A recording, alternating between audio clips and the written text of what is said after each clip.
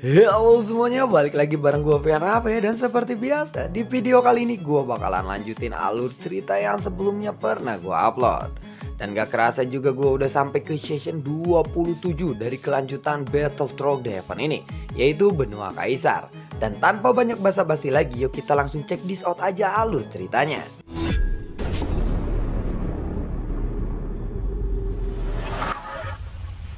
Di episode sebelumnya, saya melihat beberapa orang yang diserang oleh para binatang buas dan juga tanaman yang ada di lembah abadi ini. Sekelompok orang yang diserang itu pada akhirnya mati karena telah dihisap kering oleh nyamuk raksasa di sana. Bahkan jiwa mereka juga langsung dihisap. Saat melihat sekelompok orang ini mati di hadapannya, Saiyan pun mengerti bahwa memang memprovokasi binatang buas di sini bukanlah sesuatu ide yang sangat baik. Itu sebuah bahaya yang terbesar, karena bahaya terbesar ini adalah dengan melanggar hukuman atau aturan-aturan yang tabu yang ada di hutan belantara abadi ini. Permaisuri memang sengaja ingin memperlihatkan kepada Saiyan kali ini. Apakah kamu sudah melihatnya? Bukankah ini sangat menakutkan? Namun kamu tidak perlu khawatir. Aku memiliki sesuatu yang sangat luar biasa. Dan kamu juga sepertinya memiliki aku di sisimu. Aku akan memblokir semua aturan ini untukmu jika kamu mau, ucap dari sang permaisuri. Terima kasih Yuan Er, jawab dari Saiyan sambil mengepalkan tinjunya. Saiyan masih saja menunjukkan kesopanannya ini kepada permaisuri. Meskipun permaisuri telah memperlakukan Saiyan seperti suaminya. Hei, bukankah kamu dan aku telah menyatu di atas Bingyutu sebelumnya? Jadi, kita bisa menganggap kita itu sebagai pasangan suami istri sejati. Lagi pula, sudah menjadi tugas seseorang istri untuk bisa membantu suaminya. Benarkah? Ucap dari sang permaisuri sambil tersenyum. Saiyan pun memandanginya dengan tercengang. Dia sangat malu sehingga dia tidak tahu bagaimana caranya untuk menjawab kata-kata itu. Melihat tatapan Saiyan yang malu-malu, permaisuri lalu menutup mulutnya dan tertawa. Hal ini benar-benar membuat Saiyan merasa sangat tidak berdaya. Binatang buas di ujung yang jauh sementara ini sudah memusnahkan orang-orang yang ada di sana dan menggerogoti semua orang. Bahkan ketika ada noda darah yang jatuh di pohon dan bunga di sekitaran sana, darah itu sepertinya langsung diserap oleh pohon dan bunga itu. Ternyata tumbuhan di tempat ini juga sedang berlatih. Dengan keagungan energi seperti ini, mungkin di suatu hari bahkan rumput dan pepohonan pun bisa menjadi makhluk yang memiliki kecerdasannya masing-masing. Setelah itu binatang buas yang ganas pun mulai tersebar ke segala arah. Pada saat yang sama, beberapa binatang nyamuk raksasa itu terlihat terbang menuju Saiyan. Saiyan pun langsung mengkerutkan keningnya dan dia segera bersiap untuk bertarung. Tunggu dulu, bukankah aku belum melanggar aturannya? Ucap dari Saiyan sambil melihat ke arah binatang nyamuk raksasa yang melesat ke arahnya. Namun permaisuri masih tampak terlihat acuh tak acuh. Janganlah gugup seperti itu, mereka hanya lewat saja. Sekarang kita akan segera sampai di tempat tujuan kita, ucap dari sang permaisuri sambil tersenyum lagi.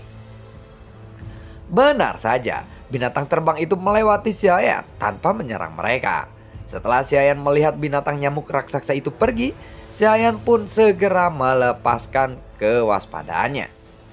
Jika saja permaisuri tidak ada di sini, maka Saiyan pasti akan langsung mati begitu dia melanggar aturan di tempat ini. Apalagi ada terlalu banyak aturan dan batasan di tempat ini. Jadi, Saiyan benar-benar harus berhati-hati dalam mengambil tindakan apapun, termasuk dalam bertarung dan mengucapkan sesuatu. Karena aturan ini hal yang paling menentukan di tempat ini.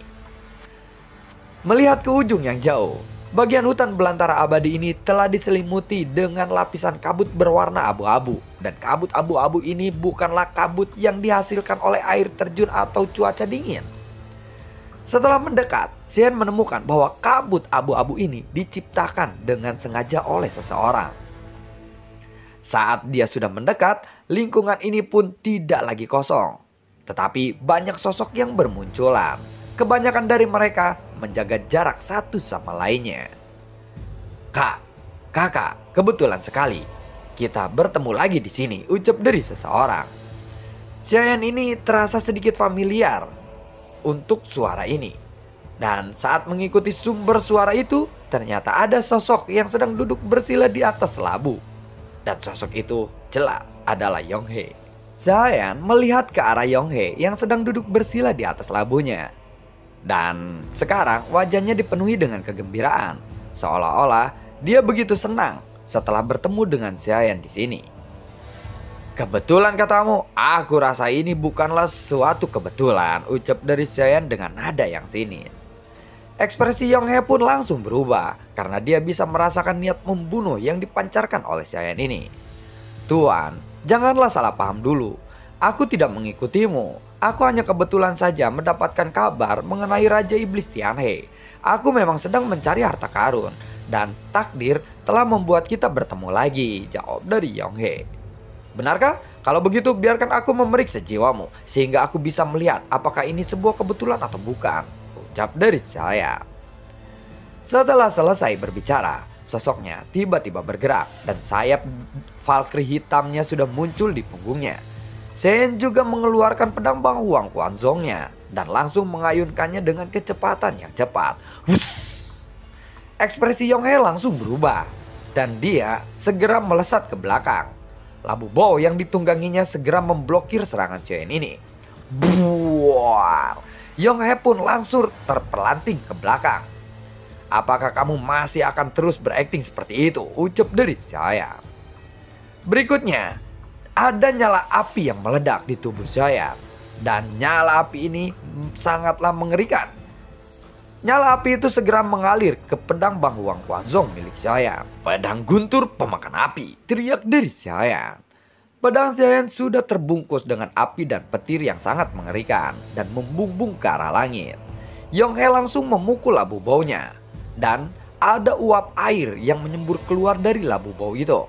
Lalu berubah menjadi binatang air dalam sekejap dan bertabrakan dengan nyala api milik Xiaoyan ini. Buss. Tuan, tunggu dulu. Aku benar-benar tidak berniat buruk kepadamu. Aku benar-benar hanya kebetulan lewat sini saja. Jika kamu membenciku, aku akan segera pergi dari sini, ucap dari Yonghe. Sementara itu, permaisuri yang sedang duduk di bagian belakang punggung Pingyutu mengamati Xiaoyan yang sedang bertarung. Dia memang lemah, tetapi auranya sangat kuat. Ini benar-benar membuatku semakin menyukainya, gumam dari sang permaisuri di dalam hatinya. Biarkan aku memeriksa jiwamu, atau kamu harus berkelahi denganku, karena aku tidak percaya semua ucapanmu itu, ucap dari Xiaoyan kepada Yonghe. Ekspresi Yonghe pun menjadi lebih muram lagi, lalu dia menatap ke arah Xiaoyan dengan dingin. Dan kemudian dia memukul labu baunya beberapa kali. Lalu ada gelombang air hitam mengalir keluar dari labu itu dan menutupi Xiaoyan dalam sekejap. Dan ketika Xiaoyan melambaikan pedang Bang Huang Quanzongnya dan bergegas untuk keluar dari sana, Yonghe pun sudah melarikan diri dengan kecepatan yang sangat cepat. Saat ini Xiaoyan pun hanya bisa menyaksikan Yonghe yang sedang melesat jauh menuju ke suatu tempat. Sebenarnya dari mana orang itu berasal? Apakah dia berasal dari Istana Dewa Berburu? Atau dia datang ke sini atas perintah organisasi yang lain? Aku rasa dia datang ke sini bukan untuk memburu harta karun. Jika aku bukanlah targetnya, mungkin saja dia ingin menargetkan permaisuri, ucap dari saya. Kemudian Xiaoyan pun kembali ke punggung Pingyutu. Orang itu adalah klon dari Zhu Hao, sang penguasa Istana Dewa Berburu, ucap dari permaisuri sambil menatap ke arah Xiaoyan yang baru saja datang dan duduk di punggung Pingyutu. Xiaoyan sangatlah menyadari keanehan itu. Klon Zhu Hao, ucap dari Xiaoyan dengan terkejut. Tidak heran, Xiaoyan merasa bahwa orang ini memiliki aura yang aneh. Namun, Xiaoyan tidak pernah berpikir bahwa itu adalah sebuah klon dari Zhu Hao. Ada satu kesamaan denganmu, yaitu tubuh aslinya tidak dapat ditingkatkan lagi dan kekuatan klonnya jauh lebih kuat daripada tubuh aslinya. Tampaknya masih sangat sedikit orang yang mengetahui bahwa dia memiliki klon, ucap dari sang permaisuri. Apakah dia tidak tahu bahwa permaisuri mengetahui identitasnya? Mungkin saja dia tahu, tetapi dia terlihat begitu percaya diri. Namun sayangnya, dia memiliki 3 klon. Dan aku yakin bahwa yang tadi itu adalah salah satunya, jawab dari sang permaisuri. Mendengar itu Xiaoyan pun terkejut. Meskipun permaisuri baru saja pulih dari kematiannya, Istana Dewa Berburu terlihat begitu panik dan langsung bergerak ketika mendengar bahwa permaisuri telah bangkit kembali. Hal ini menjadi bukti bahwa kekuatan yang dimiliki oleh permaisuri memang masih sangatlah kuat, sehingga Istana Dewa Berburu sangat cemas setelah mendengar kebangkitan permaisuri ini. Tampaknya tujuan mereka juga adalah untuk mencegah Supreme datang ke tempat ini. Namun, Istana Dewa Berburu tampaknya tidak tahu bahwa Supreme tidak akan datang, namun hanya reinkarnasinya saja yang datang. Kekuatan Xiaoyan ini saat ini masih terlalu lemah, jadi mereka tidak begitu mencurigainya. Dia memiliki 3 klon? Kalau begitu, aku tidak akan memiliki kualifikasi untuk bisa bertarung dengannya, ucap dari Xiaoyan. Kekuatan Zhu Hao sendiri jauh lebih kuat daripada Xiaoyan, meskipun Xiaoyan juga memiliki sama 3 klon. Itu jelas masih tidak ada bandingannya dengan klon milik Zhu Hao ini. Lagi pula, Zhu Hao masih memiliki Istana Dewa Berburu yang mendukungnya, dan sumber daya yang dia miliki sangatlah melimpah. Sudah dapat dipastikan bahwa 3 klonnya ini pasti memiliki kekuatan yang sangat luar biasa. Dengan pertarungan singkat dengan Yonghe barusan, serangan Xiaoyan ini tidak bisa menyebabkan kerusakan apapun padanya, dan bahkan bisa diblokir dengan sangat mudah. Yonghe hanya terlihat lemah saja agar Xiaoyan tidak mengetahui identitas aslinya. Kamu tidak perlu khawatir. Ketiga klon itu hanyalah masalah kecil saja bagiku, jawab dari sang permaisuri yang melihat Xiaoyan ini merenung. Pada saat ini, Xiaoyan merasa dia sedang diperhatikan. Saat ini, dia berada di alam Suanyin bersama dengan Chen Xianyuan. Ketika Xiaoyan berada di kuil kuno, dia merasa diperhatikan sama persis oleh sang permaisuri di sana. Meskipun mereka adalah kedua istri dari Supreme, namun mereka tetap memperlakukan Xiaoyan ini dengan baik. Ada sesuatu yang aneh bagiku. Kamu sangatlah terkenal di sini. Mengapa di dalam perjalanan kali ini dan juga di kota Valentine sebelumnya tidak ada yang bisa mengenalimu? Tanya dari Xiaoyan. Pertanyaan ini telah lama melekat di benak saya. Aku telah tertidur selama puluhan ribu tahun. Dulu aku mungkin telah menjadi seseorang yang paling terkenal di alam Suanyin ini. Namun waktu telah berubah dan banyak hal yang telah berubah juga. Jadi tidak banyak orang yang bisa mengenaliku di era saat ini, ucap dari sang permaisuri. Namun bukankah kebanyakan orang-orang dari kota Valentine itu adalah deretan petarung immortality, dan semuanya adalah bawahanmu juga, termasuk orang-orang yang berada di rumah lelang itu. Saat permaisuri mendengar kata-kata itu, dia langsung menutupi wajahnya sambil tersenyum.